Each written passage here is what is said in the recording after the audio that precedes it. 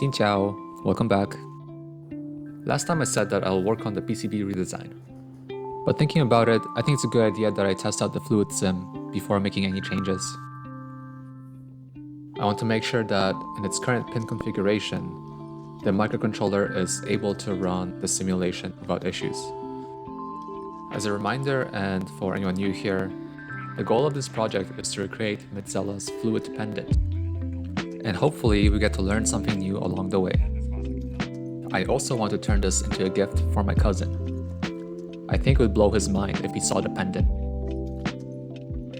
So I actually sat down and watched a tutorial on how to write a fluid simulation. So the thing that you're seeing on the screen is supposed to run on the pendant, but at a much smaller scale. There was a lot of diagrams and a whole bunch of math. It felt like I was back in university, studying for my exams. Low-key, I kinda miss being a student. I think most of the concepts made sense to me when I watched the video, but I'm sure that when I start writing the code, I'm gonna run into a bunch of issues. Another thing that I need to think about is how to do the screen update. So far, what I have been doing is I only update one pixel at a time. But in a general case, I want to be able to update all the pixels so that I can display an image, for example. Before we get started, I thought it would be cool to go back to the bouncy ball pattern and try to simulate multiple balls at the same time. Let's see how many particles you can simulate before it's too much for the pendant.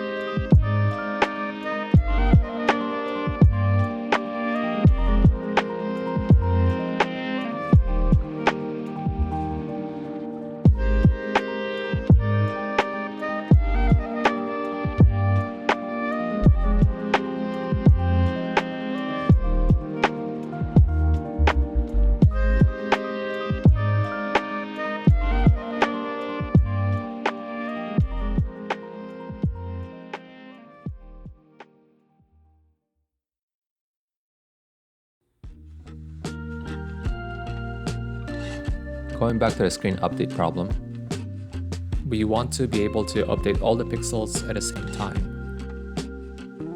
But a limitation of a Charlieplex circuit is that we can only toggle LEDs one by one. We can use a trick to make it seem like all of the LEDs are on. We do this by switching really quickly between all of the LEDs. And what you'll see is that if you do it quickly enough, the switching LEDs blur into one image.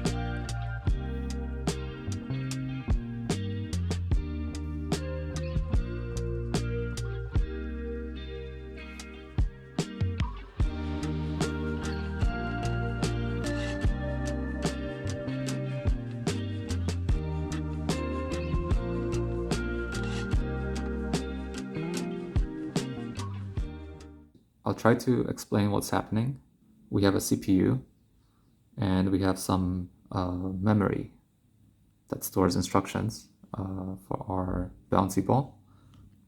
And what happens currently is that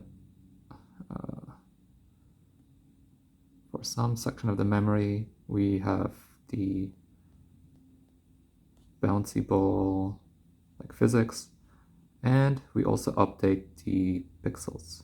So here's that.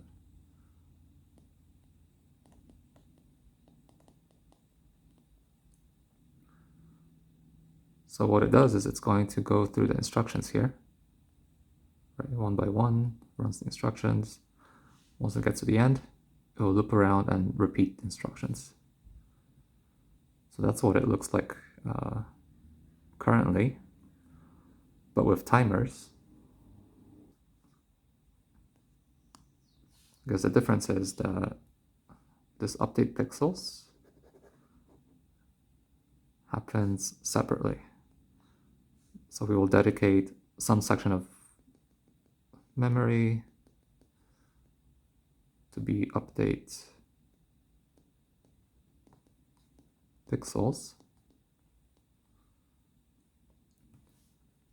Whoop. And what we do is we have a timer here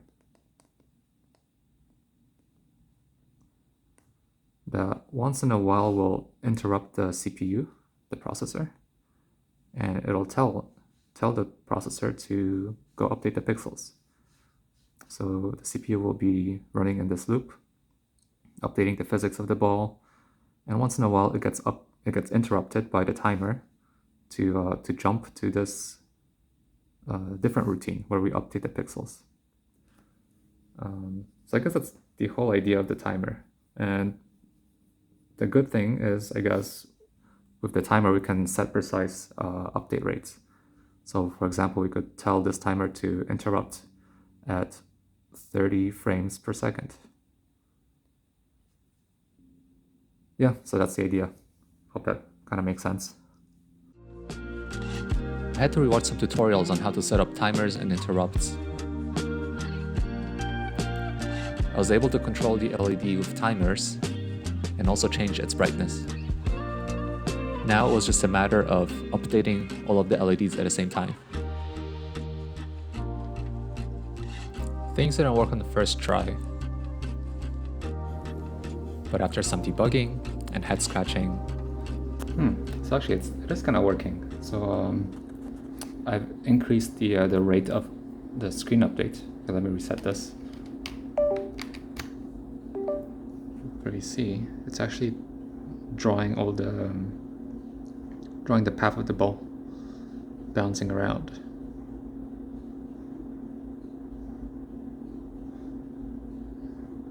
Yeah, I guess it's working, kind of.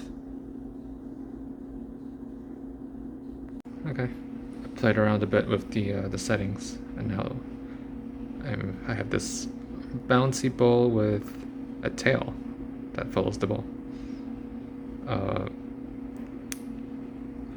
There's a bit of a bug though. It seems like it's not updating properly. I don't know why that's happening.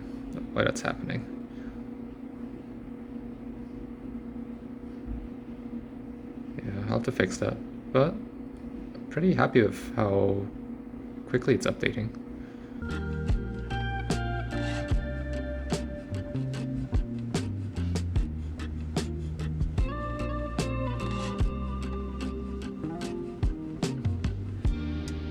Anyways, I guess that's it.